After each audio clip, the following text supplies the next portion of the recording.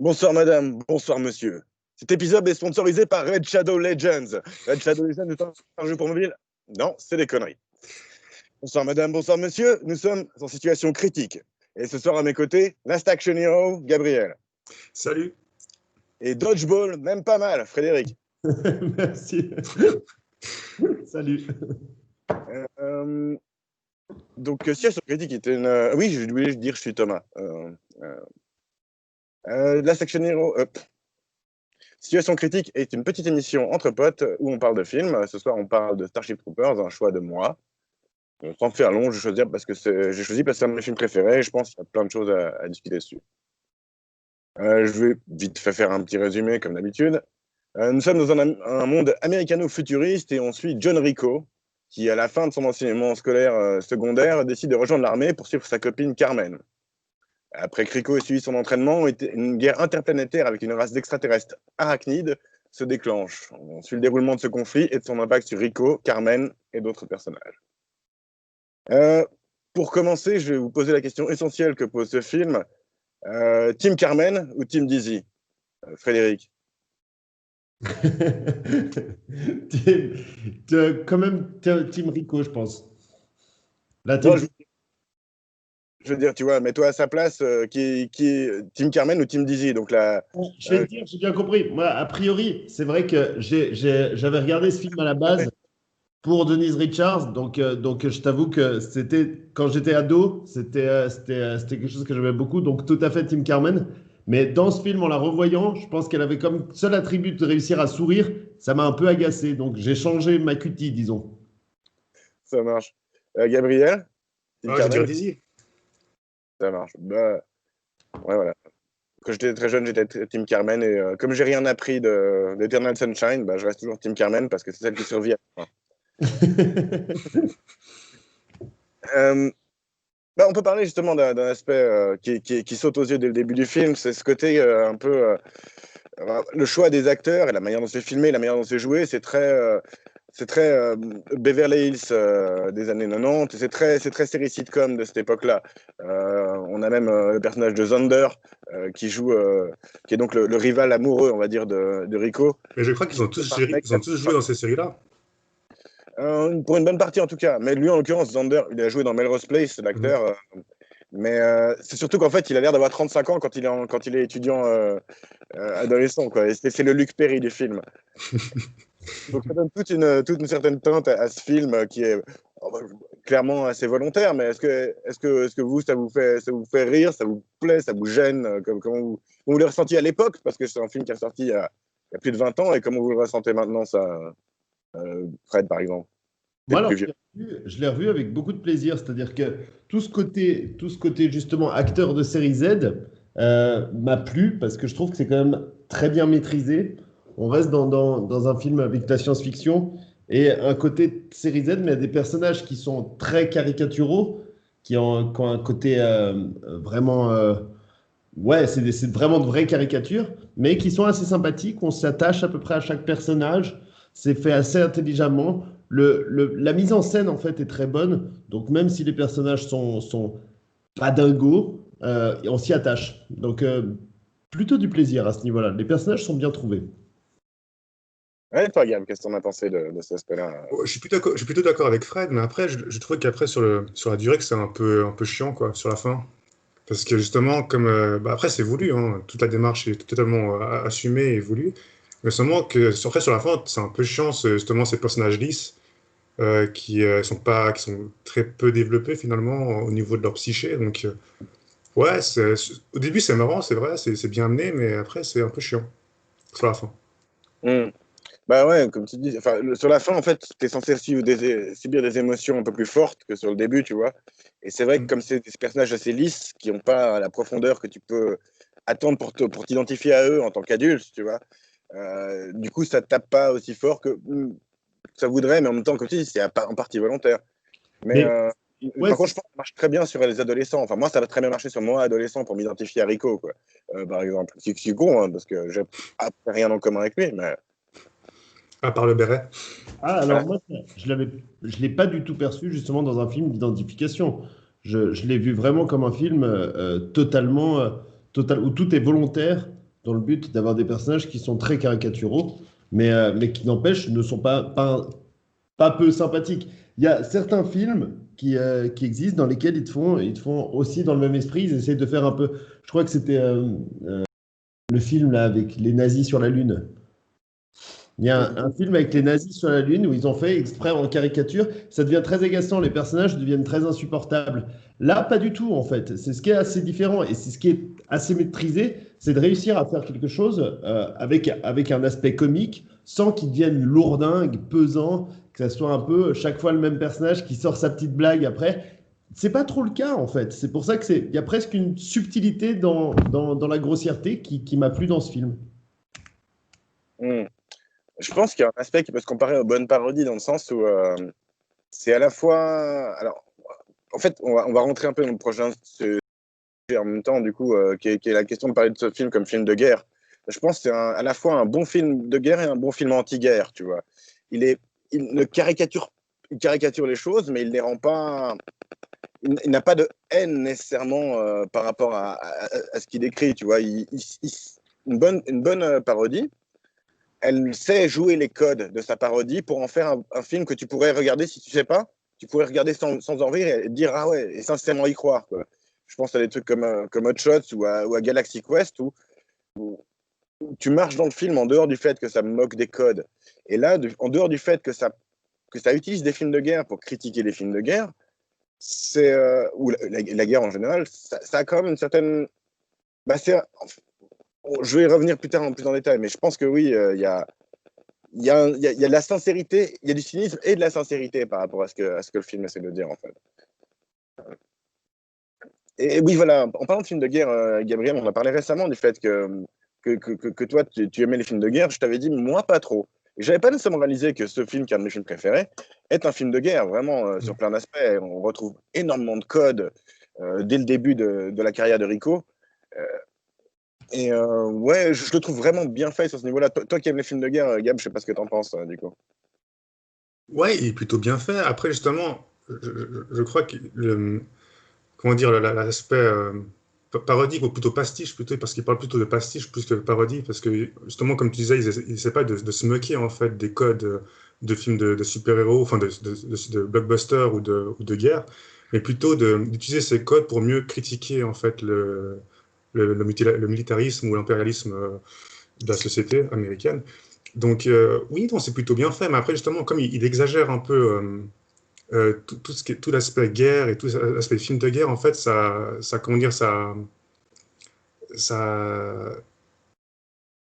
cette hyperbole, en fait, ça permet, je sais pas, cette exagération, après, perd un peu de son sens, en fait. Enfin, je sais pas comment l'expliquer, mais voilà, c'est. Non, mais je crois que ce qu'on disait au début par rapport au fait que c'est plus un film sur son sujet que sur des personnages. Justement, le fait que les personnages réagissent de manière caricaturale, que ce soit Rico, que ce soit ses supérieurs qui pourraient peut-être représenter quelque chose dans la question de la hiérarchie de l'armée, c'est vrai que c'est pas du tout un film sur les personnages. Et du coup, c'est clair que c'est une faiblesse là-dessus où il peut y avoir un. Ouais, t'as pas des grands moments émotionnels, quoi, on va dire. Ouais, justement, ce qui est bien dans les films de guerre, c'est que tu t'attaches aux personnages, alors que là, comme tu l'as dit avant, comme les personnages sont volontairement été écrits lisses, enfin, dans le scénario, voilà, il n'y a pas ce côté un peu, on veut qu'ils s'en sortent, on veut que, voilà, comment ça finit un peu, c'est un peu attendu. Tous ces triangles amoureux, par exemple, on sait tout de suite que Dizzy va mourir, quoi, parce que voilà, c'est un peu enfin, pour moi, en tout cas, ça m'a pas, quand je l'ai vu la première fois, ça m'a pas du tout surpris. Enfin, parce que Hollywood déteste les triangles amoureux, puis justement, ils voulaient mettre ça en avant, je pense, Verhoeven, et puis voilà, donc elle est passée à la trappe, et puis voilà, elle a trouvé un moyen de la tuer. Et après, je sais pas si c'est dans le bouquin, mais je crois qu'il s'est très peu inspiré du bouquin, Verhoeven, quand il a fait ce film. Je crois qu'il l'a même pas lu en plus. Parce que normalement, je crois qu'il devait être philippin, le héros principal, donc il s'est dit, voilà, quoi. Il a vraiment réadapté le film par rapport au bouquin. Mais moi, quand je disais attachant au début, c'est dans le sens où des idiots attachants. C'est pour ça que je voulais bien distinguer l'identification auquel on ne s'identifie pas du tout à ces personnages, qui au final, c'est ce qu'on découvre quand même dans la finalité du film. C'est des gens absolument détestables, une planète totalement détestable, et qu'au final, on est complètement. Et ça, je pense, c'est le but de Verhoeven aussi. On est du côté de ces insectes. C'est un peu une forme un peu ce que j'ai. Pour moi, je l'ai vu un peu comme les prémices de District 9. Je sais pas si vous l'avez vu, ce film sud-africain. C'est vraiment ça, c'est-à-dire qu'on voit ces pauvres insectes, ouais, ils y peuvent rien. Il y a une météorite qui arrive et puis qui vient vaguement de la zone où ils sont. Vite, on va défoncer tous les insectes. Et c'est tuer les araignées, tuer les araignées.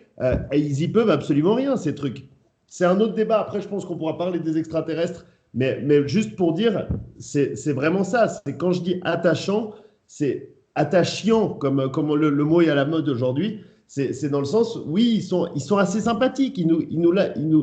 En regardant le film, on se laisse prendre par eux. Ils sont pas agaçants. C'était plutôt dans ce sens-là que je disais qu'ils sont attachants. Mais évidemment qu'on ne s'y identifie pas. Et puis, je pense vraiment que c'est pas le but d'avoir des personnages qui sont vraiment tendrement attachants. Non, mais je pense qu'en dehors de s'identifier, on peut avoir de l'empathie pour eux parce qu'ils font des décisions qu'on peut comprendre, en fait, même si elles ne sont pas justes nécessairement. Typiquement, Rico, il a des décisions très émotionnelles, toujours. C'est jamais des décisions raisonnables qu'il fait. Mais tu peux pas lui en vouloir parce qu'il pense avec son cœur, et ma foi, c'est ce C'est personnage. ça. Quand il se fait larguer, on a un peu de peine pour lui. Enfin, il y a des choses un peu humaines qui font qu'on s'attache un peu à lui. On se dit, bah, c'est un peu un pauvre type. Il est sympa. Mais je vois pas le côté héroïque que tu avais, toi, Thomas, en te disant que tu t'identifies à lui. Ça fait de la peine quand même, alors.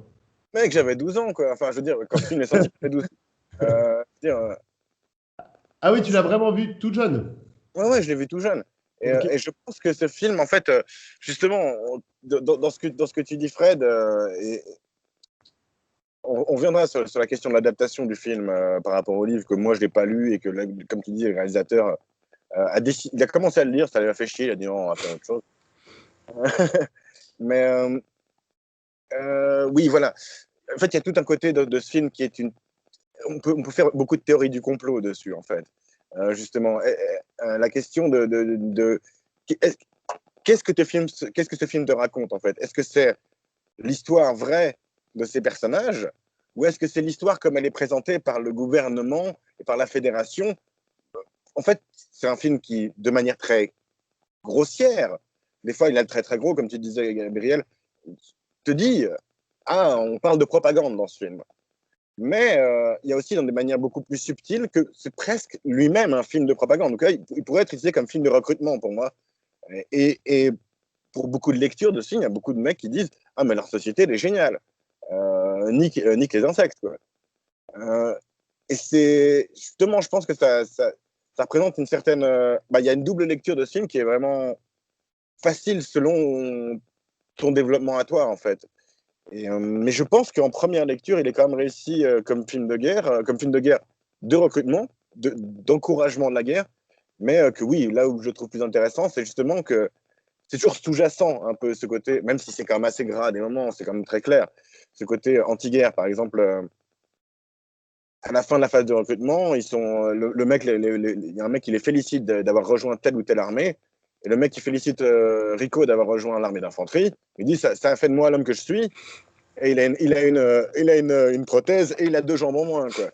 Donc, là, ce genre de moment, oui, c'est gras, mais n'empêche qu'il y a quand même des gens qui n'arrivent à pas comprendre ce film, quoi. Donc, Non, puis même quand on voit par exemple les images de propagande qui sont un peu disséminées de ça et là, puis qu'on voit par exemple la section scientifique qui ressemble à des SS et puis qui te montrent comment ils tuent les bêtes, ou alors à la fin, quand ils te mettent avec le Sensoid dessus, mais que tu vois qu'ils sont en train de planter des trucs dans ce pauvre cerveau qui a juste peur, tu vois quand même que c'est vraiment des salauds, quoi. Absolument, mais le film, en fait, ne te met pas une musique dramatique pour te dire que c'est triste qui arrive C'est la musique qui s'est mis tout seul avec Siri. Le film te met pas une musique dramatique pour te dire que c'est triste ce qui arrive à l'insecte cerveau. Tu comprends par le contexte. Au contraire, tu mets une musique glorieuse avec tous les mecs qui sont là. Ouais. T'as une manière de présenter les choses que je trouve vraiment. Et même vraiment. aussi, plusieurs fois, Rico, dans le film, il dit que les gars de l'infanterie, c'est de la chair à canon, qui sont envoyés au front juste pour se faire buter. Et à chaque fois qu'il dit ça à un gradé, le gradé il dit rien. Il dit OK. Mais il le dit avec fierté aussi. Bah, pas vraiment. Enfin, peut-être à la fin, là, la dernière scène justement où c'est un peu où ils vont au front puis ils savent pas s'ils vont revenir ou pas. Donc peut-être c'est peut-être dit avec la fierté. Mais quand il perd tous ses potes et puis après il dit au gradé, bon, on va tous mourir là si vous faites revenir sur cette planète. Puis le gradé dit peut-être, peut-être pas. On Quel s'en fout. gradé quel gradé Il y a Neil Patrick Harris, donc qui est à la Ah oui, et fin. puis après, en même temps, frère, il dit aussi à, je sais plus lequel, mais plusieurs fois, je crois qu'il se plaint en fait de ça, que comme quoi l'infanterie, bah, ils sont envoyés au front, puis par exemple, l'aviation font que voler. C'est Donc, vrai. plusieurs fois là, puis il y a aucune personne ne le contredit. Non, mais Voilà, parce que donc on voit que ouais, assumé, justement. c'est C'est totalement pas- assumé. à la fin du Et film, c'est assumé par Neil Patrick Harris qui dit il y a des décisions difficiles à prendre, c'est une question de nombre de soldats, eux, ils en ont plus que nous, etc. C'est assumé comme une décision stratégique juste, en fait, par l'histoire du film. c'est ça, c'est pour ça que moi je rejoins l'idée de Thomas d'un film de propagande, que ça soit volontairement fait en mode propagande de l'armée, de la guerre et de ce côté très héroïque. Parce que justement, chaque fois, ça, ils s'en plaignent pas de dire qu'ils vont mourir. C'est plutôt, ah bah d'ailleurs on va mourir. Mais c'est comme si c'était normal, C'est comme la si c'était classe. On va mourir, c'est la classe. Ouais, c'est pas plus que ça. C'est yes, on va mourir, mais on va mourir comme des héros. Et c'est presque tout le temps comme ça. Personne s'en plaint. Donc, oui, évidemment, les officiers, bah, ils disent bah oui, tout le monde a l'air d'avoir. Il y a une sorte de consensus comme quoi bah, ils vont crever ou alors ils vont être tout à coup déchiquetés. Et c'est d'ailleurs exprimé aussi quand tu le vois avec des scènes de violence extrêmement gore où tu vois que c'est des boucheries permanentes à chaque fois qu'ils se retrouvent contre ces insectes et c'est tout à fait normal, ils sont hey yes puis ils reviennent et puis ils vont bouffer ensemble et puis c'est tout à fait la fête. T'as jamais un moment où ils dépriment d'avoir été quand même dans l'endroit le plus abominable où tu puisses tomber. Hum. Alors, c'est vrai que justement, les scènes de mort, et en général, enfin, les scènes de mort sont censées être impactantes, mais juste après, elles sont oubliées, en fait. C'est Juste ça. après, il n'y a, pas de- y a pas de, y a pas de deuil, en fait. Exactement. Mais ce que tu disais, par Juste exemple, pour les personnages principaux. vite fait pour Dizzy à la fin. Vite fait pour Dizzy à la fin. Et encore. Et Mais encore, c'est vite interrompu, et puis après, ils l'ont complètement oublié, quoi. après, Ils ils ont repartent sur la propagande, où tu pourrais être comme Rico, tu pourrais être comme Carmen. C'est ça, et puis t'as juste le cercueil, ploup, voilà, il l'envoie, et puis après, tout d'un coup, il y a quelqu'un qui arrive, puis il se tourne, et puis il parle complètement d'autre chose, quoi. C'est passé, ah, bah, super, on passe à autre chose. Non, ils reparlent du fait que l'infanterie mobile est dispensable, en fait, mais avec fierté. Parce qu'en même temps, c'est une manière d'honorer la mort. Si elle était morte pour rien, sinon. S'il ne croit pas en ça, sa copine est morte pour rien. Donc il y a vraiment un côté lavage de cerveau qui se fait au fur et à mesure des personnages de ce film, et qui dit quelque chose d'intéressant sur la société de ce film, puisque tu deviens citoyen et donc tu obtiens le droit de vote en faisant le service de l'armée. Alors il y a d'autres, dans le bouquin lui-même, il y a d'autres façons d'être citoyen. Dans le film lui-même, Il n'y il a n'y a que pas ça. grand-chose qui est montré. Il n'y a que ça. Donc tu deviens citoyen en te faisant, en poussant l'agenda du gouvernement qui existe déjà, en fait.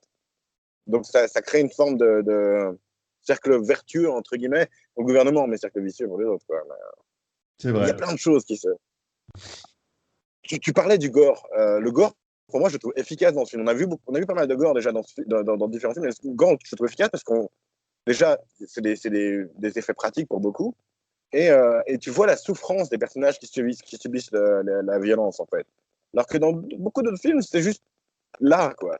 La personne est morte et tu n'entends pas crier à mort comme un chien battu, quoi. Et je trouve que là-dessus, c'est relativement efficace pour montrer l'horreur de la guerre par rapport au côté un peu détente, un peu léger que ça peut avoir d'avoir. Mais là, encore une fois, c'est comme pour les deuils, ça passe aussi assez vite, quoi, c'est assez rythmé, donc tu vois pas vraiment, tu l'entends crier, tu l'entends se faire déchiqueter, mais après, on passe à autre chose. Donc on voit l'horreur, mais en mode limite jeu vidéo, quoi, un peu, quoi. Rico, en plus, il est une fois blessé, puis après, il se fait vite reconstruire la jambe en 2 secondes, et hop, il est reparti sur le champ, quoi. Donc là aussi, même encore une fois, la violence est montrée d'une manière aussi assez. Oui et non. Alors pour moi, cette scène où Rico se fait blesser, elle est censée te faire croire que Rico est mort, même si tu ne crois pas, parce que tu sais qu'il reste 1h10 dans le film. Euh, 50 minutes plutôt. Mais elle est quand même traitée par les personnages dans l'histoire comme si Rico était mort. Tu vois, Carmen découvre que Rico est mort. Elle est triste. Zander, il ne sait pas comment réagir à ça parce qu'il est en un sens content que Rico est mort, mais il est triste que Carmen soit triste. Et ensuite, quand il le retrouve, Rico vivant, ça, c'est le personnage principal. Donc forcément, ça a des conséquences. C'est comme le personnage principal d'un jeu vidéo. Il a beau par personnalité, c'est toi. Tu vois. Donc, pour moi, ça va dans ce sens-là. Mais tu as raison que traiter avec assez de légèreté pour se dire que, bah voilà, c'est pas. En fait, ce film, il a le cul entre deux chaises, mais de manière. Comme à la Van Damme, en fait. Il a le cul entre deux chaises, mais il le Grand fait avec écart. grâce. Tu vois. Il le fait avec grâce. Parce que c'est un des trucs que je pourrais reprocher à d'autres films, alors que celui-là, il le fait exprès. Dans le cul entre deux chaises entre un film pro-guerre et un film anti-guerre, en fait. Exactement, et c'est pour ça qu'il y a vraiment ce contraste entre la violence extrêmement trash, parce qu'on le voit même dès le début, dès qu'ils sortent en gros de cette académie, ils arrivent, puis tu as direct le sergent qui en prend un, et puis il lui explose le bras, il le pète en deux, puis c'est tout à fait normal, puis direct juste après, on retrouve la scène de Teen Movie où ils sont à la cavette, non, c'est moi qui vais te passer devant, alors que le mec s'est fait déchiqueter le bras, et puis qu'il a juste un liquide bleu, mais tout va bien, quoi.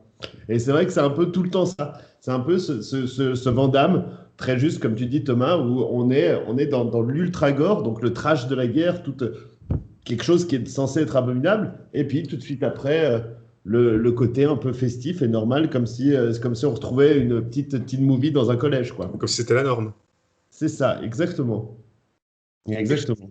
Quelque chose qui existe aussi dans un autre film d'ailleurs, qui existe dans, comment il s'appelle, ce film avec Jake Gyllenhaal où il joue un sniper qui va à la guerre en Ah, Irak. c'est Jared.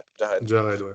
Ouais, où il y a une scène aussi où ils font la fête à torse-poil avec leur chapeau de Père Noël. En fait, c'est le moment où, en fait, où on a, je sais plus comment il s'appelle, Ace, voilà, Jake Busey qui joue du violon, qui m'avait pensé à cette scène. Justement, cette scène de célébration entre les deux grosses batailles, elle est elle ressemble à beaucoup de films de guerre finalement, hein. Sauf qu'elle est jouée avec un petit peu de second degré quand même, mais pas beaucoup. Et ça marche assez bien, quoi.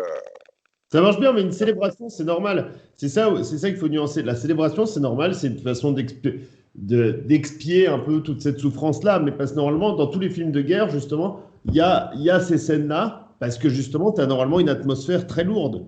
Et c'est un des seuls films où justement, tu n'as pas du tout cette atmosphère lourde. Tu as juste un peu de pitié pour ces pauvres insectes qui se font massacrer au final. Mais tu n'as aucune compassion pour ces humains au final. Et c'est ça Mhm. qui est intéressant. C'est parce qu'eux, ils ont tellement aucune compassion les uns pour les autres que toi, tu n'en as aucune pour eux. Et Ouais, au final, tu t'attaches à ces pauvres insectes, à ce pauvre cerveau qui est au final assez chou, et puis tu te dis, pauvre bête, quoi. Et ces insectes, d'ailleurs, pour en parler, parce qu'à un moment donné, il faut en parler, moi, c'est ce qui m'a agacé, si je dois trouver vraiment un point négatif, c'est que chaque fois, tu vois cet insecte qui arrive, ils sont des milliers, ils arrivent, puis hop, ils s'arrêtent, puis ils se font tirer dessus, et enfin, après, au bout d'un moment, quand ils ont pris à peu près 14 balles, ils disent, ok, bah, je vais planter une griffe dans un des personnages. T'es un putain d'insecte énorme, un arachnide, il pourrait en défoncer 10 d'un coup, t'as l'impression que c'est limite par pitié qu'ils arrivent à en tuer un, après s'être fait arrêter puis avoir pris 36 balles, alors que ces trucs sont hyper résistants. Je trouve ces insectes qui sont censés être intelligents et commander un peu de cerveau, je sais pas si c'est volontaire ou que les insectes ont une certaine retenue et que ce serait ça et qu'en fait on leur donne une dignité, mais je pense pas. Je pense que sur ce point-là, c'est quand même un peu raté, alors que ils sont très réussis graphiquement, mais ils sont tellement cons. j'avoue que ça m'a pas gêné, mais tu as raison. Par exemple, tu as aussi cette espèce gigantesque insecte tank qui utilise un lance-flamme et il tue un mec, quoi. Il crame Ils un tuent mec. un mec, c'est chaque fois, ils tuent ces insectes. J'avoue. Ils arrivent des milliers et tu vois qu'à 50, ils arrivent à tuer un mec. C'est absurde. Ça m'a énervé. Mais je pense que, alors voilà, c'est un peu volontaire, parce que soit on peut le voir dans le sens où c'est un film de propagande de la Fédération, donc chaque mort est plus importante pour eux, mais en même temps, il y a une question de la valeur de la vie humaine et insectoïde qui est posée dans ce film au fur et à mesure, quoi. De qu'est-ce qu'est, on en a parlé juste avant, du fait que, comment que Neil Patrick Harris, il leur explique que c'est une question de nombre finalement, quoi. Et que la valeur d'un humain est pas nécessairement importante. Parce que finalement, la majorité des mecs qui se font brûler sans cérémonie comme ça, c'est comme dans tous les autres films, c'est des gens qui n'ont pas de nom, hein, c'est des gens qu'on ne connaît pas. Et, euh, et, et du coup, ça.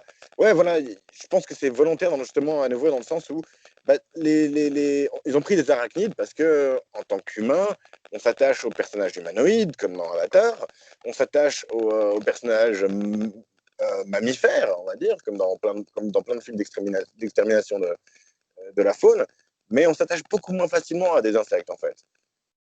Et du coup, ils ont pris ce truc-là. Mais comme tu disais très justement, le cerveau est mignon, finalement. Il a un côté caricaturé, il est ah, Nani. Oui, c'est ça. C'est le seul qui est moins dégueulasse. Hein. Il a des petits grands yeux noirs, il a l'air presque gentil. C'est pas le seul, parce que quand tu vois un close-up d'un œil Ouais. il Avant est de se faire défoncer. il est chevalin un peu, cet œil, tu vois. Moi, ça m'avait pensé à une image de Valse avec Bachir, où tu as aussi un zoom sur un œil de cheval, et je l'ai trouvé très... Ouais, voilà. Il parlait, cet œil. Bah, c'est une manière beaucoup plus subtile de faire les choses, quand même, que notre ami Super 8. Tout d'un coup, les yeux deviennent des yeux de full cartoon, quoi. Exactement. Alors que là, ouais, c'est vrai que dans Super 8, c'était très très mal fait. J'avais oublié cette mauvaise scène. Mais là, c'est vrai que cet œil apporte de l'humanité à cet extraterrestre. Avant qu'elle soit tout de suite détruite par le mec qui s'acharne d'ailleurs de façon totalement. Ah ouais, c'est ça, exactement. Et qui est d'ailleurs, je crois que c'est le mec qui joue dans cette série de zombies, il joue un prêtre insupportable. Comment elle Walking s'appelle? Dead. Dans Walking Dead, il joue un prêtre insupportable, c'est tout à fait ça.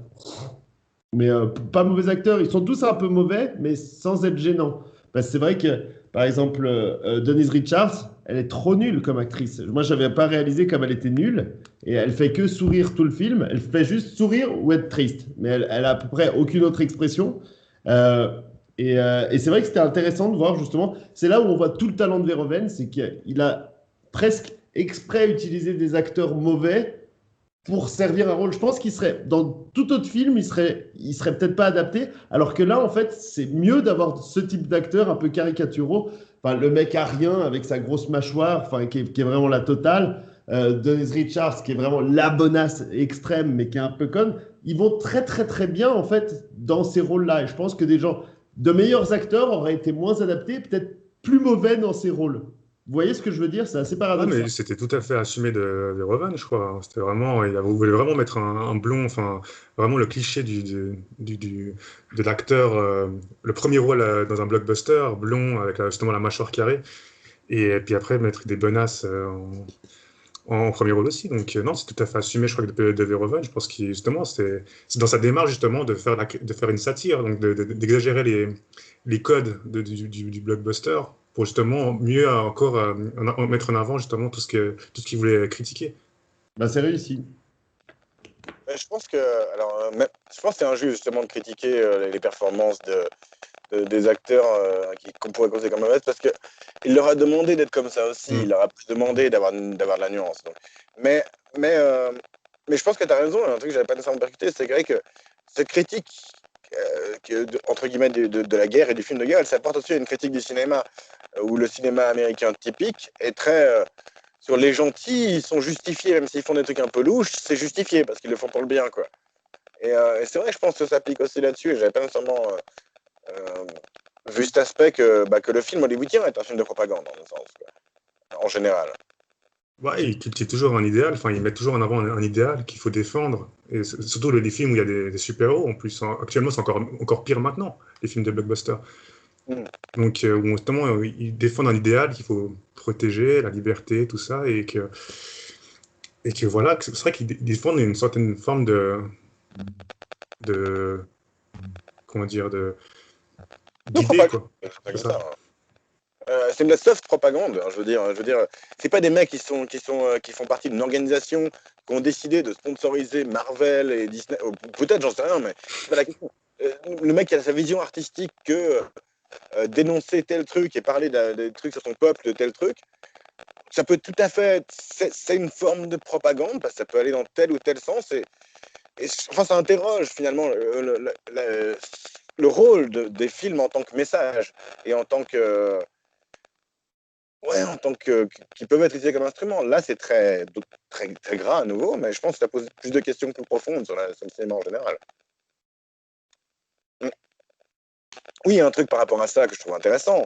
Je me souviens plus du nom de personnage de Neil Patrick Harris, mais il y a un moment que je trouve très intéressant au début du film où il y a Rico qui vient le visiter chez lui après avoir eu des mauvaises notes en test de maths où Neil Patrick Harris s'est vachement foutu de sa gueule. Et il lui fait faire des tests de mentaliste, de psychic, quoi, pour deviner quelle carte, etc. Et il se fait interrompre par son furet. son furet qui s'appelle Cyrano, c'est important. Et il induit l'image à son furet qu'il y a un truc avec sa mère. En fait, on nous fait comprendre qu'il est capable de faire de la télépathie manipulative, en fait, sur les animaux. Et on nous dit, ah, c'est l'avenir. En fait, il lui explique ça à Rico. Il dit, mais j'espère qu'il ne me fait jamais ça à moi. Et pour l'instant, pas le faire sur des humains. Mais si on repense à deux choses, alors, il y a la fin du film, mais en dehors de ça, Cyrano, qui c'est Cyrano? C'est l'homme qui murmure à l'oreille des hommes. C'est ça que je trouve vachement. C'est des petits détails comme ça dans ce film que je trouve tellement bien trouvés. Et donc, à la fin, c'est lui qui guide Rico vers Carmen. C'est révélé qu'ils ont appris à développer la manipulation des hommes. Ce qui est nouveau, la question de la manipulation des gens par l'information, par ce qu'on leur dit, ça se rapporte au cinéma. Et je trouve vraiment des petits détails qui vont vachement en profondeur comme ça dans ce film. Je ne sais pas s'il y en a qui vous ont touché à ce niveau-là. Moi, c'est vrai que c'est cet ensemble, il y a cet ensemble de liens où justement, tu as l'impression que chaque fois, tout est imbriqué les uns dans les autres. C'est pour ça que moi, je l'ai trouvé complètement inclassable, ce film. Ça a été réellement, c'est pour ça que c'était un plaisir de le revoir. Et que mon analyse est assez difficile parce qu'on a vu quand même des films qui étaient très tranchés sur pas mal de choses ces derniers temps. Et celui-là est extrêmement difficile à classer parce qu'il est très intelligent. C'est-à-dire que c'est un vrai puzzle avec plein de choses qui s'imbriquent les unes dans les autres. Et donc, tu pars d'un simple film d'action, ça devient un film de guerre, ça devient un film de science-fiction, mais c'est un film de réflexion, parce que tu passes tous ces éléments qui vont les uns avec les autres. Moi, je t'avoue que c'est difficile d'en avoir d'être très tranché sur ce film. Et c'est ce qui en fait un bon film, en fait, un film intéressant. Donc, c'est ça qui m'intéresse. Gab, t'as quelque chose à m'en dire ou... Ouais, non, mais c'est vrai que je suis tout à fait d'accord avec Fred, quoi, parce que je pense qu'il y a plein d'éléments qui m'ont vraiment échappé. Et je pense que tout est réfléchi dans ce film. N'importe quelle scène, n'importe quelle réplique, je pense qu'il y a tout un truc qui est toujours quelque chose derrière, en fait. Donc, c'est vrai qu'il y a plein de choses comme ça, ouais. Par exemple, la scène de la douche aussi. Je crois que c'était quoi? Ils voulaient faire quoi, là? C'est que... Ils voulaient montrer comme quoi ils étaient tellement obsédés par la guerre qu'ils parlaient plus de l'amour de leur patrie, de la guerre, que de se mater entre eux, parce qu'ils sont à poil. Donc c'est ça qui était intéressant. Donc, puis moi, j'ai pas trop vu ça non plus quand j'ai vu cette scène. Ça avait marqué quand j'ai vu ado. Mais après, quand on explique les différentes scènes, justement, c'est vrai tout est réfléchi, en fait. Donc, c'est vrai que c'est difficile de trancher sur ce film. Parce qu'il y a plein de choses comme ça qui sont lancées, qu'il faut décrypter, que j'ai pas vu, pour la plupart. Donc c'est vrai que c'était intéressant de revoir ce film.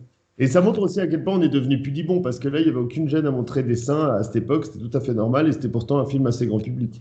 Après, quand tu regardes les films de Verhoeven, son rapport à la nudité est très tranché aussi. Quand tu regardes tous ces films, la plupart du temps, il y a de la nudité. Ouais, aujourd'hui, il n'y en a presque plus dans des films grand public. Bien sûr, non, mais moi, je te parle de Verhoeven. Quand tu connais un peu ce qu'il a fait, Verhoeven, dans tous ses films, tu as un moment de nudité. De Basic Instinct à Total Recall, à quoi d'autre, Robocop, je me rappelle plus, mais je pense qu'il y a... Non, oui, c'est un parti par là. Mais c'est normal, il est hollandais. C'est vrai. Et cette scène de la douche, moi, je la trouve extrêmement intéressante parce que justement, on peut l'avoir sous l'aspect justement de ces hommes qui sont sexualisés. Donc, ils sont tous au même rang, tous des soldats et que des soldats, même plus des êtres humains. Ça peut être vu de cette manière-là, mais il y a aussi un peu, c'est presque précurseur de cette idéologie du féminisme qui a pu avoir, qui est un peu actuel aujourd'hui, où on est dans une forme de féminisme très égalitaire. C'est même pas du féminisme, c'est une sorte d'égalité entre tous ces éléments-là, entre hommes, femmes, noirs, blancs. C'est assez intéressant et assez bien fait dans ce film, contrairement à certaines œuvres qu'on peut voir aujourd'hui, où justement le poste de pouvoir doit être absolument occupé par le noir. La personne la plus forte du film dans le combattant va forcément être la femme. Là, pas du tout. Là, même quand la fille qui est un peu baraque, elle arrive, elle se fait quand même défoncer par son officier instructeur, mais en même temps, elle reste super forte, ça reste des héros. C'est pour ça que les personnages sont beaucoup plus subtils que ce qu'on peut voir simplement de prime abord. Et c'est pour ça que ce film est assez inclassable. C'est qu'en fait, chacun, dans ce film, a... chaque rôle, si on creuse un peu, l'analyse de ces personnages et l'analyse sociale qu'il y a autour est beaucoup plus profonde qu'un simple film série Z. C'est en ça que moi, j'ai trouvé quand même, quand je parlais du premier truc que j'ai dit, où il y a quelque chose d'attachant, c'est ça. C'est qu'en fait, on n'arrive pas à savoir si on déteste ou si on aime, parce qu'il y a des choses qui nous plaisent, il y a des choses qui nous plaisent pas dans cette société. Et c'est vraiment, encore une fois, le grand écart cul entre deux chaises, c'est que je ne sais pas, j'arrive pas, et c'est ce qui me perturbe, je n'arrive pas à complètement savoir si je déteste ou pas, ou si je suis attiré par ça. Et c'est ça qui est subtil. Je pense que, ouais, voilà, moi, la lecture que j'en ai eue, c'est que c'était une société post-raciale et post-sexisme. Mhm. Pas post-genre, parce qu'on n'a aucune question de genre intergenre, hein, qui est posée dans le film, mais par contre, les hommes et les femmes sont traités de manière complètement égale. On a un homme blanc qui est remplacé par une femme noire dans le film comme grand chef de la fédération. C'est juste un mec qui est remplacé par quelqu'un, c'est une personne qui est remplacée par un pion qui est remplacé par un autre pion aussi. Ouais, ils ont Maintenant, juste des fonctions, en fait. Ils ont même pas de. Comme on disait voilà. avant, c'est juste des Mais ça veut dire soldats. que finalement, le post-racial, le post-sexisme, c'est bien, mais ce n'est pas non plus tout ce qui existe dans la question sociale générale. Et dans ce film, je pense que c'est une volonté d'avoir été assez clairement là-dessus de la part de Verhoeven, de dire que, ben, ok, imaginons il n'y a pas de sexisme, mais il n'y a pas de racisme. Est-ce qu'il y a encore des problèmes? Ben, oui, il y a clairement encore des problèmes. Enfin, moi, c'est comme ça que je le ressens. Mais tu disais que c'est complètement autre chose, finalement, cette idée de la scène de douche. C'est de dire que c'est une société désexualisée. Qui est à moitié vrai, mais c'est parce qu'elle C'est n'est pour pas à d'autres moments du film. C'est un vrai film de réflexion. Il y a plusieurs hypothèses, il y a plusieurs certitudes. On n'a pas de certitude. Et ça, c'est agréable. Hmm. Ce qui se voit Alors pas aussi, on fait un gros film d'extraterrestre. moi, C'est pas moi, souvent c'est un des comme un films que film de réflexion. c'est un des films que j'ai le plus vu de ma vie. Et entre le moment du tirage et aujourd'hui, je l'ai vu 4 fois. C'est-à-dire Ok. que il y a des choses. Alors justement, c'est aussi pour ça mes notes sont un peu en bordel et des fois, je sais pas trop comment dire, mais ouais, il y a beaucoup. C'est des lasagnes multigoûts un peu, tu vois. Il y a beaucoup de choses C'est très bien décrit, c'est ça. C'est exactement ça. C'est pour ça que tu sais jamais vraiment quel goût ça a. exact. Ça perturbe, mais sans me déplaire. Hmm. Ouais, bah, on peut parler des effets visuels comme encore un petit peu, on en a parlé un petit peu déjà, mais pour moi, pour l'époque, 1997, c'est quand même super solide. Alors, c'est les mêmes que. C'est donc Industrial, Lights and Magic, qui sont fait connaître à la base par Star Wars, qui ont fait Jurassic Park quelques années avant, qui ont fait Super 8 quelques années après. Donc, c'est quand même. Comment? Ah merde. Ouais, bah, c'est c'est quand même des gros du Ils ont métier, pas quoi. évolué alors après. Bah, non, ils ont fait. En fait, si tu veux, c'est toujours les mêmes studios qui bossent à Hollywood dans les effets spéciaux. C'est juste, est-ce que le travail a été bien fait ou pas, quoi. Et là, il y a un truc que je trouve très réussi. Typiquement, si tu regardes, si tu revois les premiers Jurassic Park maintenant, il y a un problème. Toi, Gabriel, qui regarde Corridor Crew aussi sur YouTube, quand tu vois de quoi je parle, c'est une question de l'éclairage, en fait, qui est fait sur les personnages d'images de synthèse, que je trouve extrêmement réussi dans Starship Troopers, qui fait que tu te demandes pas nécessairement s'ils sont dans la scène ou pas, en fait. C'est pas aussi Hmm. réussi dans Jurassic Park, même si Jurassic Park, c'est plus tôt, c'est quelques années plus tôt, donc c'est compréhensible. Ouais, oui, ouais, oui. Parce qu'en fait, je crois que Starship Trooper il tombait juste entre le moment où il y avait les CGI qui arrivaient, mais il y avait toujours encore l'utilisation de la mécanique, quoi, enfin Du pratique. des d'engins mécaniques. Puis c'est vrai qu'ils ont bien su. Ouais, franchement, encore maintenant, tu regardes, ça a bien vieilli. Ça a vraiment bien vieilli. Ils ont bien su faire le bon équilibre en fait entre les deux techniques. Et Ouais, de toute façon, c'est une des meilleures choses à faire, c'est le mélange pratique. On en parle presque à chaque fois qu'il y a des effets. Le mélange pratique, image de synthèse, c'est ce que tu peux faire qui va le plus satisfaisant pour ton public, je pense. Il faut juste bien savoir le faire. C'est ça. Moi, j'ai pas de connaissances techniques particulières au niveau des effets spéciaux, mais en tant que juste spectateur, je peux dire que j'ai été vraiment surpris, bien, particulièrement les extraterrestres que je trouvais encore extrêmement bien faits aujourd'hui. Peut-être un petit peu moins les vaisseaux, en tout cas la transition entre les vaisseaux, mais ça c'est normal, c'est dû aussi à une autre époque, c'est une vision qu'on aurait du futur, on aime plus dans le futur, donc on a un futur qui est un petit peu plus complexe, les cadrans, les boutons, c'est vrai que c'est plus du tout actuel aujourd'hui, mais il ne demeure qu'au niveau des effets spéciaux, pour un film qui date d'aussi loin, ça reste très agréable à regarder sans avoir eu besoin d'avoir été recustomisé, etc. Ça reste très réussi. Oui, bah, c'est une chose que tu disais quand j'ai dit qu'on avait tiré ce film la dernière fois, c'est que tu avais des souvenirs d'effets spéciaux un peu dégueulasses. Mais Mhm. en y revenant, tu vois. Justement, c'est vraiment en regardant, je me suis dit que pas du tout. Que pas du tout. Il y a des James Bond plus récents qui ont l'air beaucoup plus vieux. Oui, alors, oui, attendez, Pierce Brosnan. Voilà, c'est exactement ce type-là.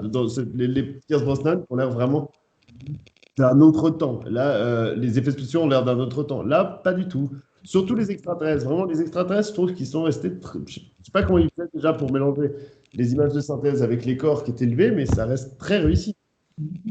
Un truc excellent dans ce film, alors, à nouveau, ça c'est à nouveau le bon mariage, et ils sont arrivés au bon moment, mais c'était le bon mariage où les solutions images de synthèse n'étaient pas assez bonnes pour faire que de l'image de synthèse. Ouais. Donc, finalement, tu utilisais des trucs pratiques et ça donnait beaucoup plus de vie au film. Un truc qui est excellemment fait dans ce film, et pour moi, ça représente un peu le concept, ce qu'on appelle le bump the lamp, cogner la lampe, qui vient de Roger Rabbit, en fait, dans une scène de Roger Rabbit. Roger Rabbit descend dans un sous-sol et il cogne une lampe qui est un objet réel. La lampe bouge et ça fait bouger les ombres. Toutes les ombres qui sont à dessiner par les mecs à la main et les ombres des mecs sur le plateau, et il fallait vraiment faire bouger la lampe quand ils filmaient, etc. Et en fait, c'est l'effet de réverbération. Quand tu as quelque chose qui se passe en image de synthèse, ça a un effet pratique. Évidemment, quand tu as un monstre qui explose dans ce film, quand tu as un bug qui explose, tu as une explosion qui arrive sur le personnage. Et du coup, ça crée un lien très clair et très direct qui fait que tu n'as pas cette impression de distance que tu peux avoir. J'aime bien les films Marvel, hein, je suis un de ceux d'entre nous. En fait, t'en as parlé presque à chaque fois que tu étais là à dire les films Marvel, ça fait chier. J'aime bien les films Marvel, mais c'est vrai que c'est un des gros défauts qu'ils ont, c'est que le background est faux, le personnage principal est faux, l'ennemi est faux. Et ça a moins et ça se veut vrai, donc ça a moins aussi de. Comment dire, ça marche moins bien qu'un dessin animé aussi. Alors que là, on est vraiment. Ouais, on est quasiment que dans le pratique, mais les images de synthèse, à part quelques-unes, comme je disais, les vaisseaux, c'est des maquettes en fait. C'est vrai que là, elles se voient un petit peu. Là, je suis Ouais, mais d'accord. l'avantage quand tu as une maquette, c'est que quand tu mets une maquette, c'est lumineux. Le problème des films qui ont trop d'images de synthèse, pour pas que ça se voit trop, souvent, ils mettent des scènes très sombres. Ça veut dire que c'est toujours très sombre. Les Marvel, plus le temps passe, plus ils deviennent sombres. Tu regardes ces grosses scènes de bataille, elles sont super sombres, etc.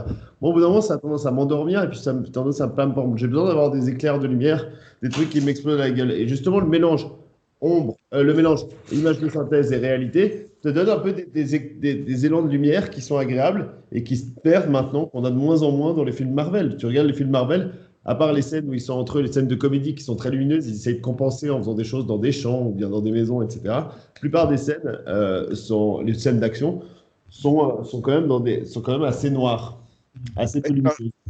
Tu as un côté caché la merde au chat que je trouve Ouais, qu'il n'ait pas eu besoin de faire dans Starship Troopers. Il y a des scènes de fight en plein jour dans le désert où il fait super jour. c'est Ça super. rend bien. What the fuck? Ouais, c'est ça, exactement, exactement. Alors bon, tu parlais de la référence assez claire de l'uniforme SS sur notre ami Neil Patrick Harris. Il y a des références à plusieurs guerres, même des guerres qui sont arrivées après, pour moi, dans ce film, en fait. Donc, il y a cet uniforme SS de Neil Patrick Harris. C'est un pseudo-quiz.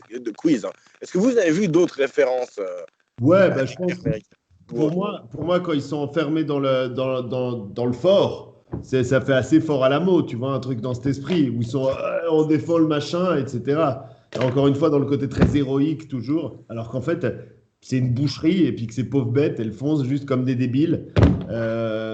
Encore une fois, là, voilà, c'est ça. Ces extraterrestres m'ont quand même gêné de leur débilité. Je sais que toi, ça t'a pas gêné, Thomas, mais ouais, donc là, comme référence. Mais moi, je pense qu'encore une fois, c'est aussi une volonté de Verhoeven de mettre ces extraterrestres un peu débiles parce que C'est c'est pour sauvage. montrer toute la cruauté des Ouais, soldats, des humains. C'est pour avancer ça, quoi. C'est pour mettre en avant le côté, comment dire, violent, en fait. Violent et sans émotion des Peu êtres humains. chrétien, si je peux me permettre pour une fois de faire une référence à la religion, peu chrétien qui se rapporte pour moi à la manière dont on a vu la colonisation finalement, qui a été faite d'une manière où c'est des êtres inférieurs, ils sont bêtes, ils se jettent sur nous avec leurs lances, donc finalement il n'y a pas trop nécessairement de. Moi je pense que le lien était fait avec ça, sur le côté où c'est des barbares, ils sont vus comme des barbares finalement, c'est Les des animaux Indiens, comme le Fort Alamo, ce sont les Indiens. par exemple. Et du coup, traiter ton inférieur bien. C'est une valeur en théorie du monde judéo-chrétien et musulman d'ailleurs, théorique qui existe, mais qui n'est pas nécessairement appliquée dans dans la guerre, parce que c'est la guerre. La guerre. La guerre fait, comme ce que disait Verhoeven, une des choses qui était pour décrire ce film, c'est que la guerre fait de tous des fascistes. Et le terme fasciste est un petit peu galvaudé, mais je comprends ce qu'il veut dire, dans le sens où la guerre fait de tous des extrêmes, parce que tout le monde a souffert, et quand on a souffert, on veut se venger. Et je pense que voilà, il y a vraiment là-dessus. Et je pense qu'il y a un discours intéressant. Alors voilà, c'était un truc que j'avais pas vu du tout, honnêtement, de référence à Fort Alamo, en effet. Vous en avez d'autres, Gab, puisque Fred a répondu. Comme ça, là. L'aveugle. Oh, l'aveugle. Alors, je vais en donner un qui est à nouveau une référence. Ah non, je vais en donner un qui est plus difficile à voir parce que c'est une interprétation de moi. C'est une référence à la guerre du Vietnam dans le sens où c'est une guerre inconventionnelle. Ils ne peuvent pas juste balancer une bombe nucléaire sur la planète, ils sont obligés d'envoyer des troupes humaines. Parce que les monstres sont trop bien planqués, etc. Puis j'allais dire, moi aussi, à l'entraînement pour le Vietnam, pour revenir aussi sur le côté Vietnam, toute la période de l'entraînement fait quand même beaucoup penser à Kubrick. Là aussi, il y a une référence qui est volontaire.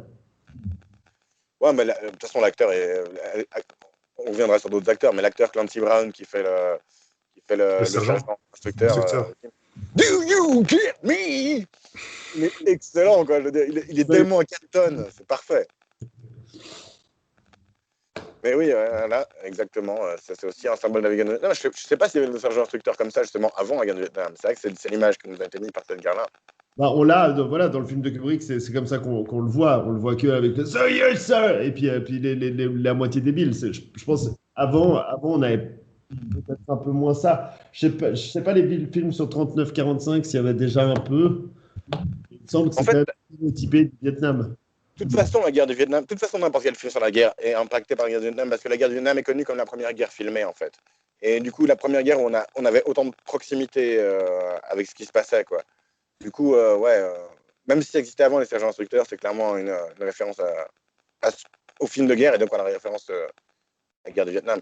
Un truc intéressant dans son entraînement, c'est que je ne sais pas si vous avez remarqué, mais il ne tire pas sur des cibles arachnides, hein. Il tire sur des cibles humaines.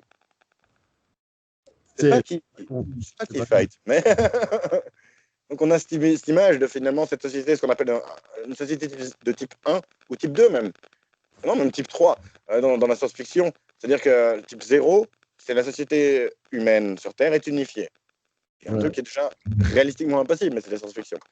Type 1, on commence à conquérir le système solaire. Type 2, etc., etc. Et donc là, on est en mode extra-galactique.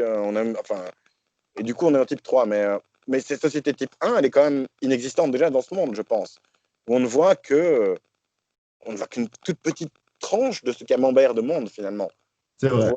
On voit les parents privilégiés de Rico et on voit l'armée.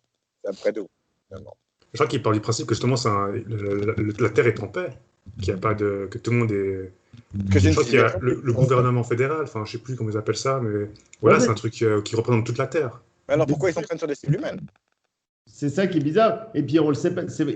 Thomas... on sait mieux tuer les choses qu'on connaît.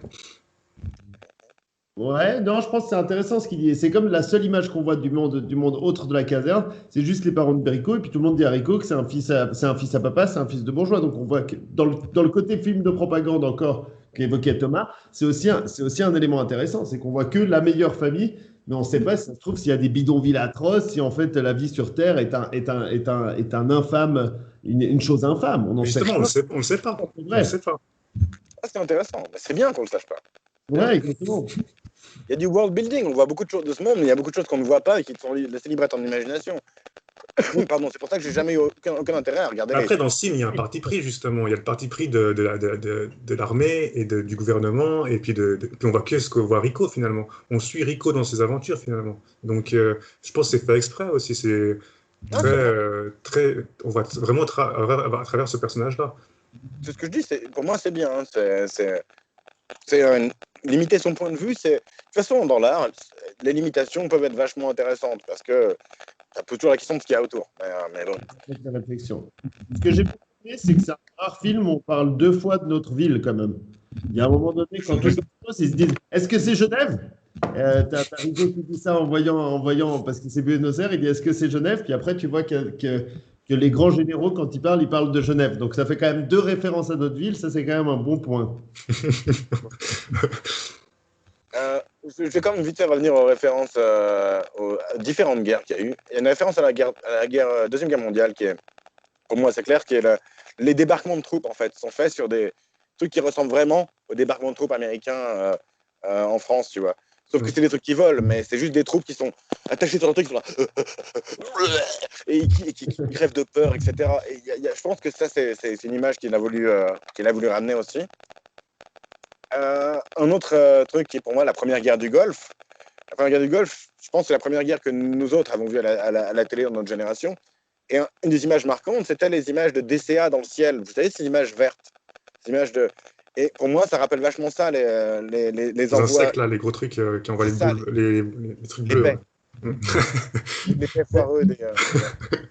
D'ailleurs, la planète est assez... Pas si foireux que ça. Hein. Mais c'est vrai, la planète est assez désertique, elle ressemble un peu à l'Irak.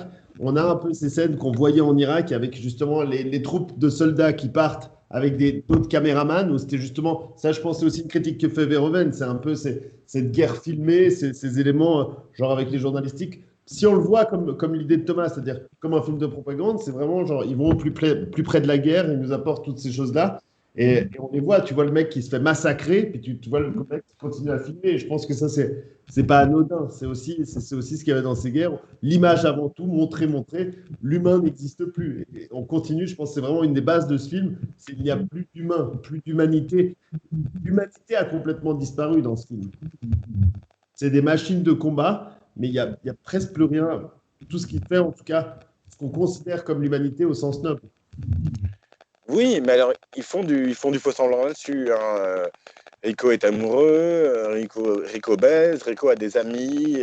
Non, mais sur la fin, Rico n'est plus amoureux. Rico, c'est juste un soldat. Il part à la guerre et puis Carmen, elle part continuer à piloter. Peut-être qu'il en a plus rien à foutre de Carmen à ce moment-là.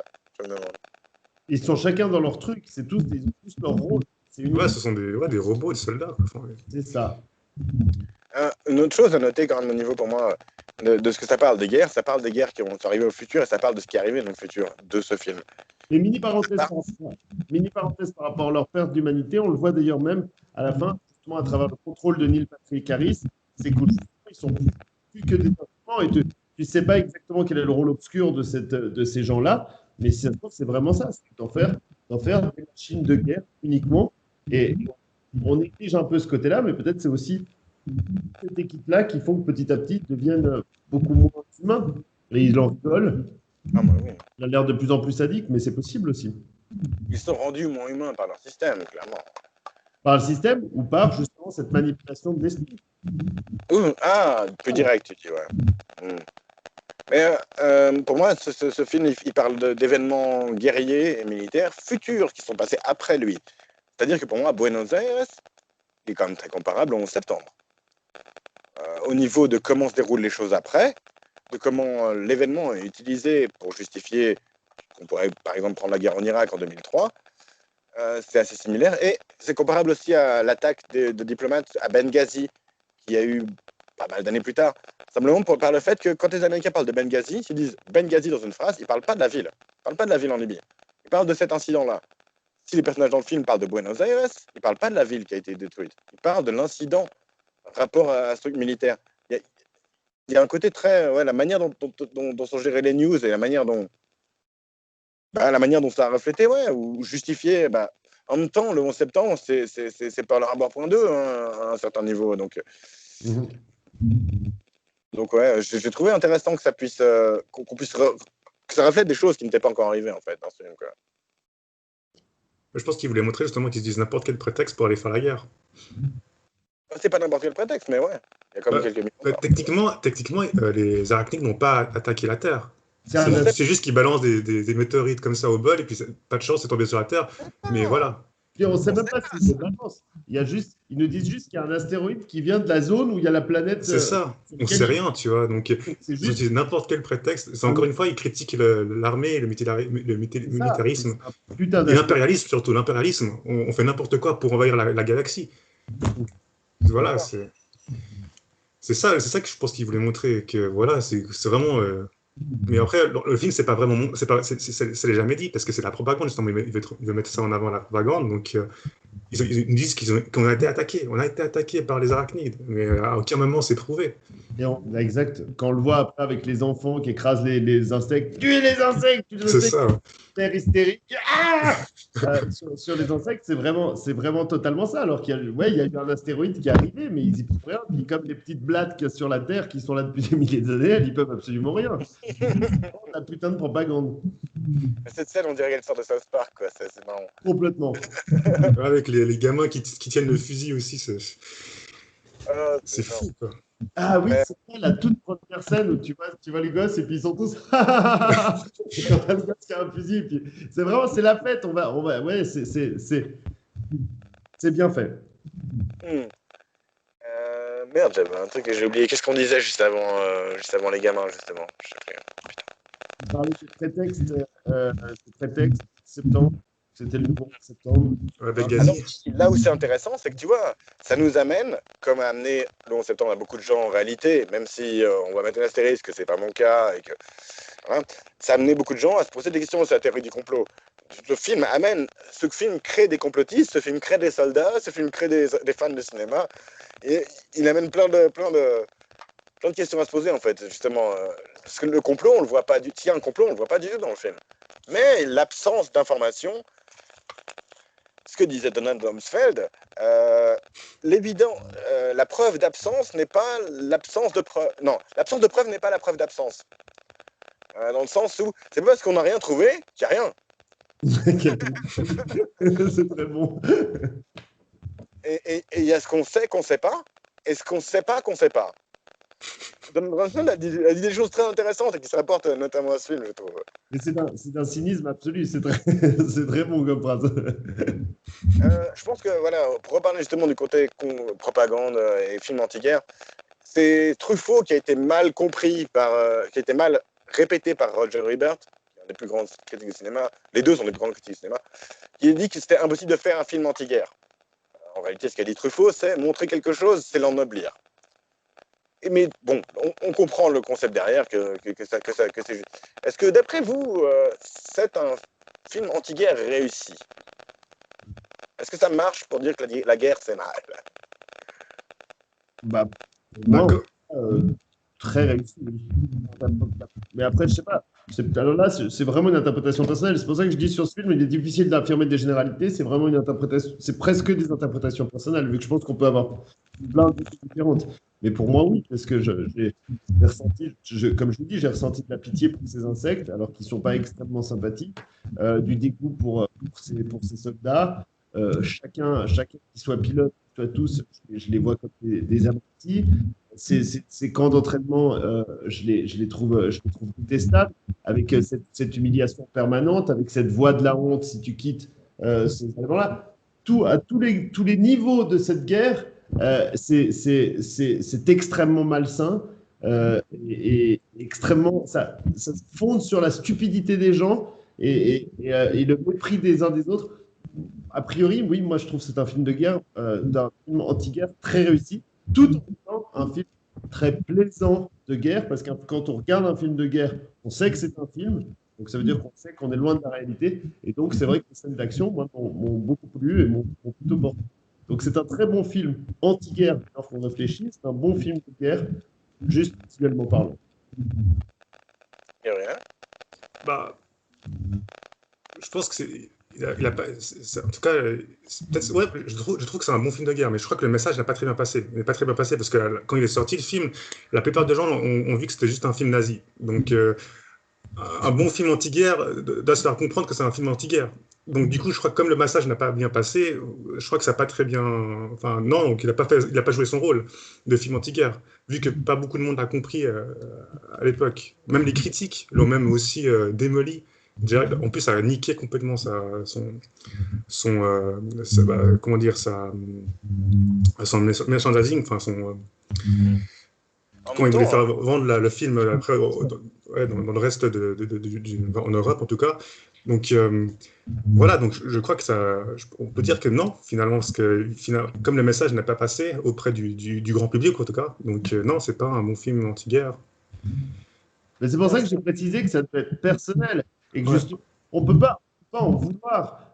On peut pas lui en vouloir d'avoir été subtil. Putain, c'est déjà si rare. Il le fait avec intelligence. Et après, on Les va gens dire, n'étaient pas prêts. Les gens n'étaient pas prêts à voir un film aussi grand public subtil. ne l'a pas vu. Mais c'est pour ça qu'un bon film, c'est quelque chose qui touche personnellement et puis qui est personnellement différent sur les individus. Là, on va se dire, ah bah non, ça n'a pas fait du Mass Effect. Et puis ça n'a pas fait, tout le monde n'a pas dit, ah bah oui, comme un gros Marvel dégueu. Et on va lui dire, on va lui refaire ça comme reproche. C'est franchement le plus nul des reproches qu'on puisse lui faire, honnêtement, d'avoir été trop intelligent pour la masse. Bah, je te dis juste que le rôle d'un film, c'est essayer de faire passer son message. Et s'il n'arrive pas à faire passer son message, c'est compliqué. Donc après, peut-être oui, je pense que les gens étaient. Peut-être, je me rappelle pas enfin, je sais pas comment il a été vendu ce film à l'époque. Je sais pas comment s'il a été vendu, parce qu'il a été vendu comme un blockbuster normal, tu vois. Donc les gens étaient pas prêts à avoir un message sous-jacent à chaque fois.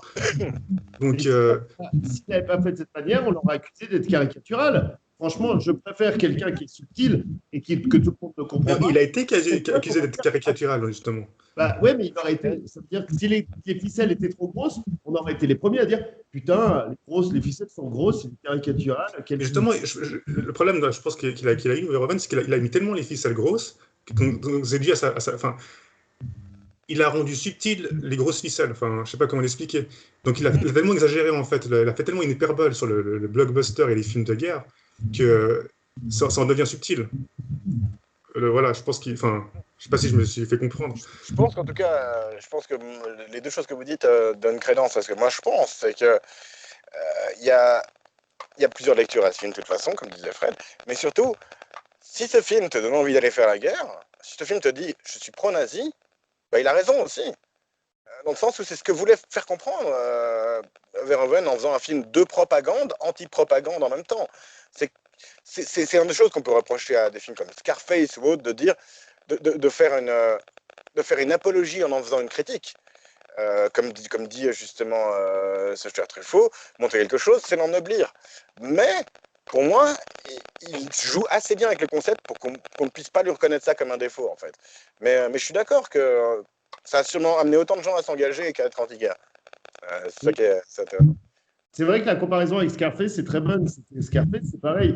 La plupart des gens vont le mépriser, puis vont le voir comme un gros beauf et une sorte de minable, de petit minable. Et c'est vrai que tu vas avoir énormément de monde aussi qui va se dire ah, il est trop cool, je veux lui ressembler. Et puis, tu as tout plein de petits racaillons qui idolâtrent Scarface parce que c'est ce qu'ils veulent devenir.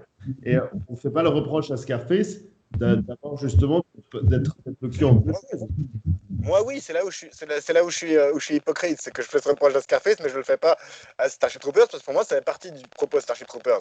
En même temps, peut-être ça fait partie du propos de Scarface, que la vie du crime est séduisante aussi. Donc bon, voilà, peut-être être aussi... juste une petite note, c'est qu'il y a zéro robotique, il y a zéro tank dans ce film. Il y a ce côté qui se rapporte justement un peu à la Deuxième Guerre en Irak et au Vietnam, où c'est les humains qui meurent quand il y a la guerre. C'est plus le cas de nos jours. Mais c'est un truc, voilà. Vite fait parler des acteurs, donc on a parlé de Clancy Brown, qui est l'instructeur Zim, qui est finalement celui qui capture le bug aussi, qui est la voix de Lex Luthor dans le cartoon de Superman, c'est que pour ça qu'il est connu. On a parlé de Neil Patrick Harris. On n'a pas parlé de Jean-Pierre Bacry, Michael Ironside. Excellent film. On n'a pas parlé de Rue McClanahan, qui, je pense que c'est impossible pour vous de voir, c'est la prof de bio qui a des lunettes noires. Ah. Elle est dans les craquantes, c'est-à-dire Golden Girls. C'est une des craquantes, c'est une des trois petites vieilles qui vivent ensemble dans leur truc. On a parlé de Patrick Muldoon qui est dans Melrose Place. Dean Norris, qui joue un des officiers supérieurs, qui est dans Breaking Bad, entre autres. Et bien sûr, Jake Busey, qui est le fils de Gary Busey, qui joue Ace, le rival de Rico. Et honnêtement, moi, c'est tous des personnages que j'ai trouvé... Enfin, des personnages, des acteurs, je les trouvais super dans ce film. Je ne sais pas si vous avez d'autres acteurs. Les acteurs principaux, finalement, ne sont pas les plus marquants pour moi. Je ne sais pas si vous avez d'autres acteurs qui... Je pense pas, parce qu'on a fait le tour. Hein. Après, tu n'as pas parlé de Casper Van Dien. Ouais, c'est vrai. Mais bon, Casper Van Dien, Mais c'est vrai que c'est pas un film. Ça change de la dernière fois où on a regardé Eternal Sunshine, où t'as 5 personnes en tout. Là, t'as une multitude de personnes. Je pense que là, c'est un des rares films que j'ai vu ce soir et que je pourrais revoir ce soir, en fait. Je crois qu'il y a plein de choses qui m'ont échappé. On peut vite fait faire une remarque sur la soundtrack qui est justement, elle évoque les films, elle est héroïque, elle évoque les films héroïques. Moi, ça m'a fait penser à certains points comme à Avengers. Donc, ouais, voilà, elle est très méta aussi à ce niveau-là. J'ai l'impression d'aller aux toilettes, donc on va bientôt finir l'émission. C'est la première fois qu'il y a une bande son où je fais pas attention. Ah ouais, ok, marrant. Elle n'est pas trop gênante. Mais elle m'a pas marqué. Ça vous va, on va passer aux conclusions finales et aux notes. Je fais ça les bonnes choses. Vous savez quoi, faites des remarques, je vais pisser.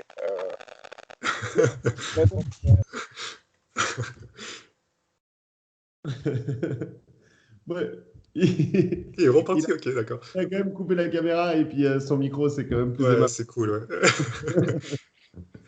Mais je pensais pas qu'il se déconnecterait direct. Bah, c'était une urgence. C'est ça. Mais non, je pense que de toute façon, c'est bientôt à ça qu'il va revenir. C'est à peu près notre avis général. Moi, je pense, j'ai quand même je suis pas tout à fait, voilà, je suis pas d'accord avec toi dans le sens de se dire, on ne sait pas vers quoi ça nous mène. C'est ce côté perdu, moi, qui m'a pas mal plu. Je te dis, ça faisait longtemps que j'avais pas vu un film où j'avais l'impression d'avoir moi-même à faire le choix et puis de pas trop savoir vers quelle idée je penche ou non. Justement, je crois que c'est un peu des buts du film de pas prendre parti, de te faire, enfin, de laisser au spectateur de faire son avis, et puis si tu veux être pro-guerre, bah, t'es pro-guerre, et si t'es anti-guerre, bah, voilà, quoi. Mais c'est pour ça que c'est plutôt ça, on peut pas trop le Enfin, critiquer. ouais, chacun fait sa propre interprétation de ce que veut dire le film. Après, je crois, Verhoeven était plutôt anti-guerre, dans sa volonté de ce qu'il voulait délivrer comme message. Oui, clairement, mais c'est-à-dire, même si quelqu'un dit qu'il est pour la guerre, en quoi c'était une gêne, en quoi ça nuit à la qualité du film, en fait. C'est ça qui m'a. Je n'ai pas compris quand tu as dit. Non, mais parce que, par exemple, donc il y a des critiques à l'époque, si j'ai bien compris, hein, il y a des critiques à l'époque qui ont commencé à dire que c'était un film nazi. Et justement, ça contribuait au fait que le film n'a pas marché, parce ça faisait mauvaise presse. Donc après, Verhoeven a passé toute sa promo, voilà, chercher le mot promo, à essayer de dire que non, c'est pas un film nazi, c'est pas un film qui essaie de promouvoir la guerre et une idéologie nazie. Donc c'est pour ça que je te disais que le film a été mal compris. Parce Ah, que je pensais que c'était un avis personnel par rapport à la chose. non, je te parlais de manière globale, parce que comme il a été perçu par la presse et par les gens de manière générale à l'époque, tout le monde l'a compris comme un truc euh, premier degré, avec une idéologie puis une imagerie aussi, parce que tout ce qui est propagande, même ils utilisaient l'imagerie nazie de l'époque. Enfin, ce qui est souvent la réalisatrice, là, comment elle s'appelle, Lena. Oh, je sais plus, j'ai plus le nom, qui était celle qui faisait tous les films de promo nazis. Ce qui est pareil, il a réutilisé cette imagerie-là, en fait, certains mêmes plans. Et puis les symboles aussi utilisés. Donc, puis, quand on parlait avant aussi, les manteaux des colonels, Ouais. des hauts gradés. Donc, voilà, il y a juste ça qui était perçu. Ils ont pas été ils ont pensé que c'était un film vraiment très premier degré. Et c'est pour ça que je disais que finalement, son message n'est pas passé.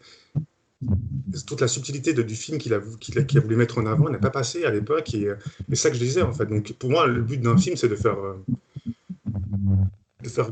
enfin, le but d'un réalisateur, c'est de faire comprendre le message qu'il veut passer dans le film. Et là, ça n'a pas marché, du coup, pour ce film-là. Donc, c'est pour ça quand on disait que c'est un film. Parce que je pense que Verhoeven voulait faire un film anti-guerre. Et quand Thomas a dit que est-ce que c'est un film anti-guerre est-ce que c'est un bon film anti-guerre? Bah non, du coup, vu que le message n'est pas passé. C'est ce que je voulais dire, en fait. Je pense que ce qui est quand même assez ouf, c'est de se dire quand même que le critique de cinéma de l'époque, il était à peu près l'équivalent de moi quand j'avais 12 ans, hein, je veux dire. De ne pas avoir un petit peu de profondeur là-dedans. Enfin, un truc intéressant, parce que tu parlais des symboles, le symbole de cette cette fédération, il rappelle vaguement la croix nazie, mais il rappelle plus surtout les drapeaux scandinaves, mais surtout il y a un aigle dessus. Un aigle qui est symbole de l'Empire romain, de l'Empire américain et de l'Empire nazi. Donc je pense que un truc qu'a dit d'ailleurs Verhoeven, c'est que c'était pas un film, pas uniquement sur les États-Unis, sur la planète des États-Unis, mais c'est un film sur la nature humaine, sur la guerre, enfin, c'est plus intemporel que ça, même si les références, pour qu'elles collent à son époque et à notre époque, sont plus sur les États-Unis. Je pense que le message est plus profond, mais ouais, voilà, que pour moi, qui soit mal compris par les masses, écoute, c'est des choses qui arrivent et c'est tant mieux un peu pour le message du film, puisque le message du film, c'est que si t'es con, la guerre, c'est stylé. C'est ça. Déjà, c'est vrai que c'est limite trop subtil pour la masse. Hein. Quand même, alors que, à nouveau, comme on a dit, hein, c'est le trait est gros, quoi. Et, justement, moi qui fréquente des zones de l'Internet où les gens ont des idéologies parfois malvenues, je sais pas comment exprimer ça correctement, mais ces gens-là trouvent ce film génial, mais parce qu'ils glorifient les idées à quelles ils s'identifient, tu vois. Je pense qu'il y a des gens à qui ça parle au premier degré, qui aiment ce film. Il y a des gens qui ça parle au premier degré, qui n'aiment pas ce film. Des gens qui ça parle au deuxième degré, qui vont dire « Il est con ce film, ça va, on a compris, la guerre c'est mal, quoi ». Et je pense que, comme disait Fred, il est très libre d'interprétation à ce niveau-là, il est très libre selon quel est ton niveau de lecture, quel est ton niveau de familiarité avec le cinéma, avec l'histoire, avec plein de choses. Et voilà, je veux pas dire que je suis intelligent parce que j'adore ce film, mais presque.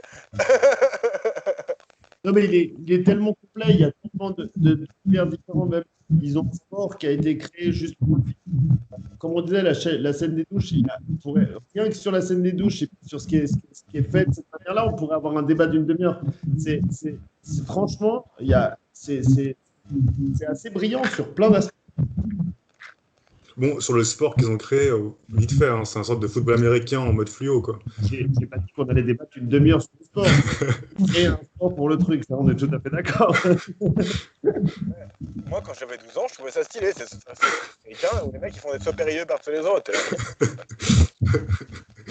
Je pense justement, ça aussi, ouais, voilà, je pense que ça fait aussi partie du message, cette mode où ça manipule très bien les imbéciles, très bien les jeunes, et le message est beaucoup plus lu par des gens éduqués comme les parents de Rico, hein, par exemple. Même s'ils sont riches et privilégiés, ils sont juste pas débiles dans tout ce qu'ils disent quasiment, quoi. D'accord, t'as envie de voir le monde, pars en vacances. Ah bon, pourquoi tu y vas? C'est pour poursuivre cette fille? Mais non, que dalle, je veux juste devenir citoyen. Rico est un neuneu et ce film marchait très bien sur Rico au premier degré, quoi. Je trouve vraiment cool à ce niveau-là. Ben ouais, est-ce que du coup vous commenciez un peu à faire des évaluations générales sur justement comment est-ce que tu as ressenti, qu'est-ce qui est un succès pour ce film et comment est-ce que toi tu l'as ressenti comme un succès pour tes émotions. Donc voilà, puisque tu étais un peu non, puisque Gabriel a fait une tirade avant, Frédéric, toi quel est ton avis général sur ce film puis ta note?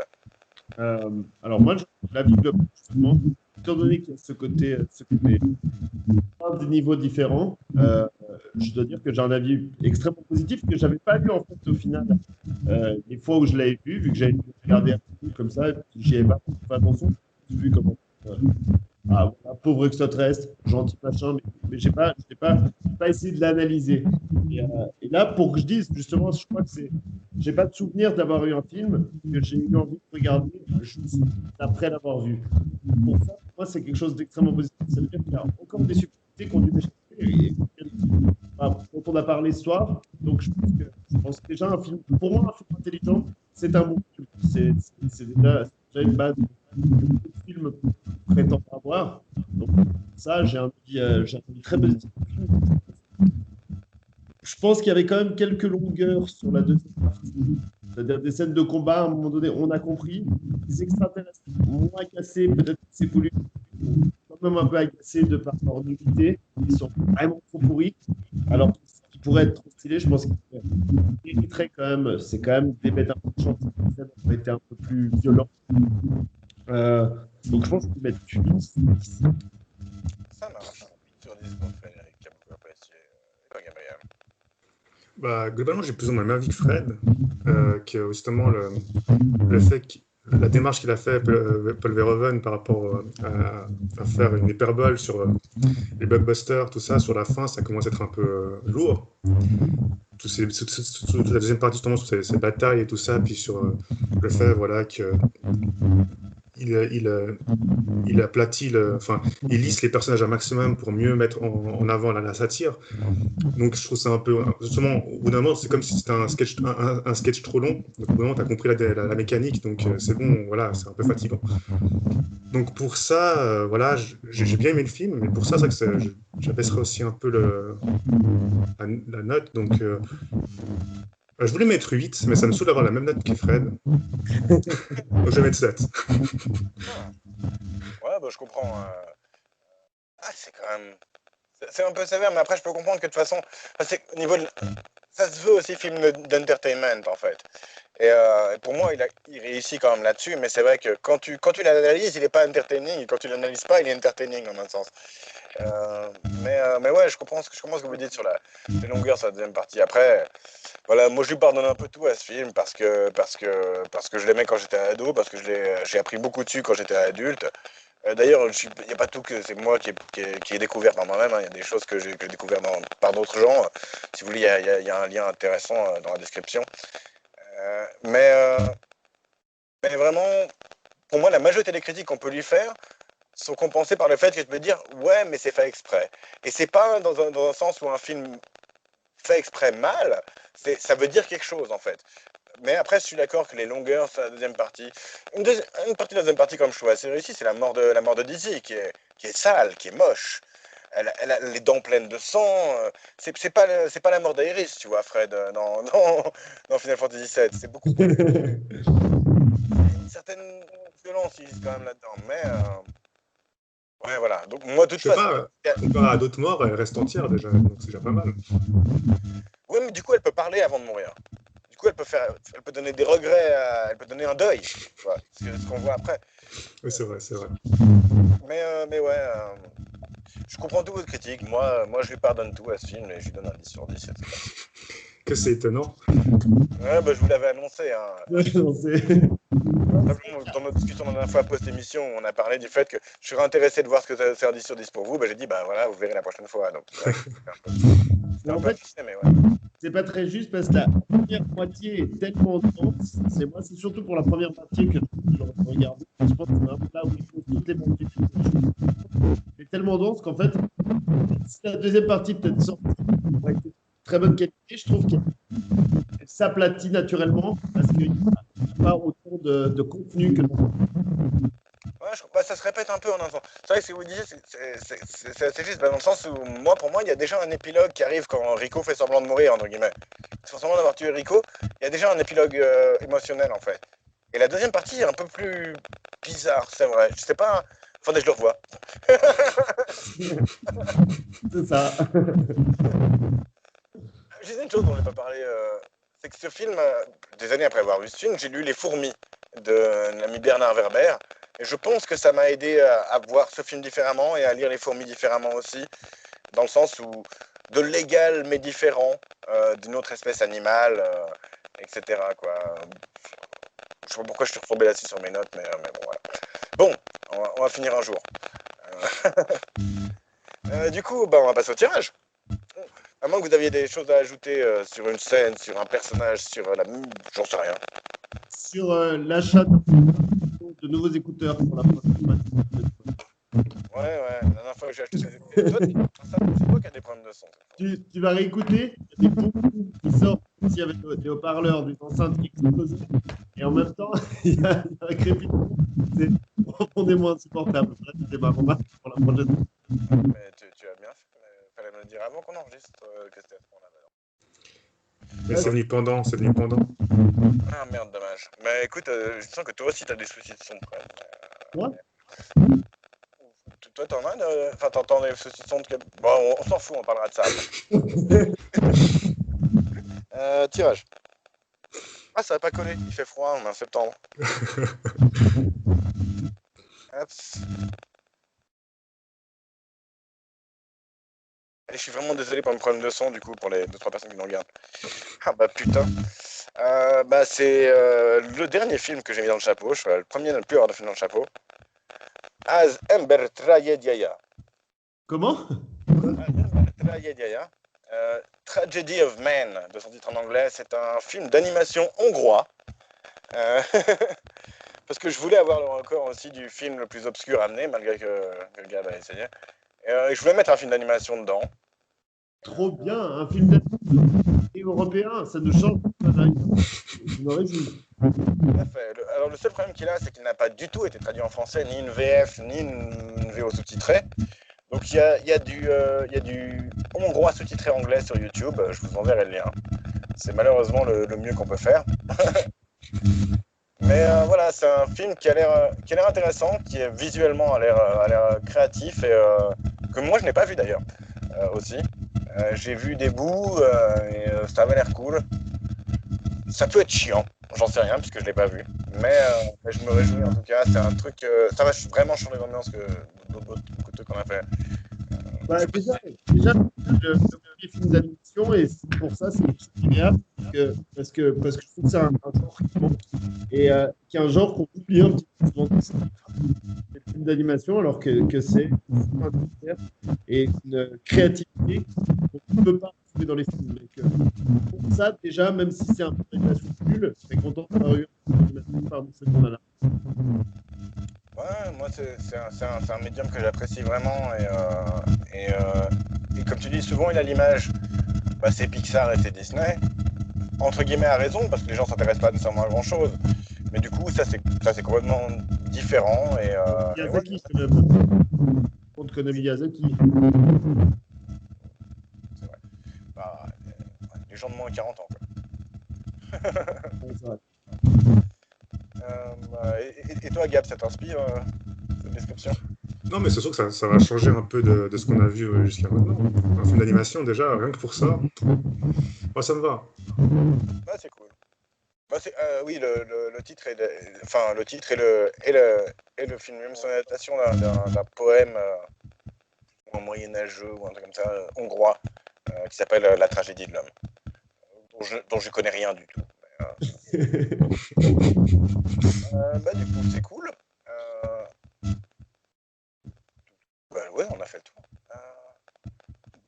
Nous étions en situation critique. Maintenant, nous sommes libres et nous nous reverrons, mais pas encore. Salut messieurs, salut tout le monde.